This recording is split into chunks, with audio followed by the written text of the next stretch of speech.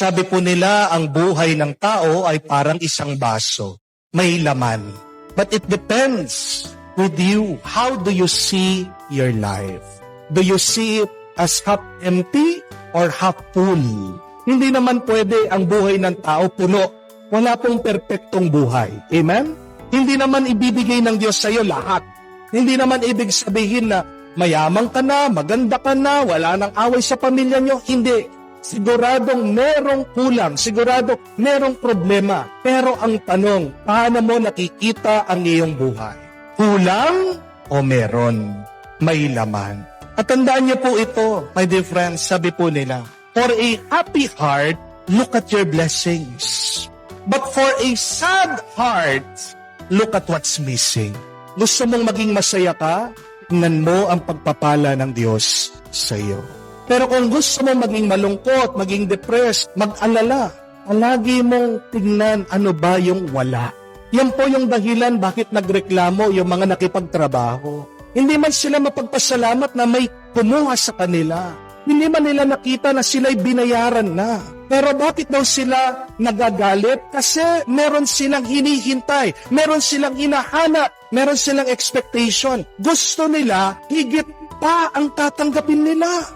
Saan nanggaling yung ganyan na iisip at paniniwala nila? Dahil daw, tinitignan nila yung mga ibang katrabaho nila kung ano ang tinanggap nila. Yan yung problema, they compare themselves with others. At nung ikinumpara nila ang kanilang sarili sa iba, ano yung naramdaman nila? Inggit. Tandaan niyo po yan. Tinitignan mo ang buhay ng ibang tao, sigurado kang maiinggit. Amen?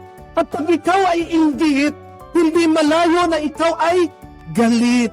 Ulitin nyo nga po, ang inggit ay galit. At ang mga galit, siguradong pangit. Amen? Kita na po ba kayong nag-aalboroto na nag-ibisip, nagdadabot na maganda? Ang ganda-ganda ng tao, may galit sa puso niyan, hindi niya maitatago, magkukulabot ang kilay niya, papangit siya. Yung kapangitan na yun nag-uumpisa sa puso, kaluluwa ng isang tao. Ano ang panlaban mo? Inggit, pasasalamat. Amen? Comparison is the thief of joy. Uulitin ko po. Comparison is the thief of joy. Nananakaw ang iyong tuwa pag kinukumpara mo ang sarili mo sa iba. Kung meron tayong isang kasalanan na ginagawa sa ating sarili, madalas, ano po yun? Yung kinukumpara natin ang ating sarili sa iba. It is a sin that we do to ourselves. And we hurt ourselves when we compare yourself to others. Tandaan niyo po yan.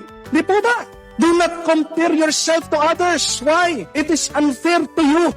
Hindi makatarungan ang ginagawa mo pag kinukumpara mo sarili mo sa iba. Bakit? Dahil kailangan natin tanggapin tayo mga tao, iba-iba tayo. Iba-iba ang ating mga magulang, iba-iba ang ating mga pinanggalingan, iba-iba mga oras sa kung saan tayo pinanganak. Iba-iba ang ating mga diskarte, iba-iba ang ating pag-iisip. Kahit naman ang mga kambal, magkaiba yan. It is unfair. Compare yourself with others. Lalong-lalo na hindi mo naman alam kung anong pinagdadaanan ng iba. Naiinggit ka dahil ang iba, nakakapag-abroad na sila, nakakapagbakasyon sila. Hindi mo alam kung ano yung hirap na pinagdaanan nila, kung paano sila gumapang, mag-umpisa. Hindi po ba? Kung magkukumpara ka ng sarili mo, ikumpara mo lang sa iyo. Compare yourself with who you are yesterday. Because we should strive to be better than who we are yesterday. Yun yung pinakamagandang pagkukumpara. Ako ba ay nagiging mas mabuti? Ako ba ay nagiging mas banal? Ako ba ay nagiging mas mapagmahal araw-araw? Amen?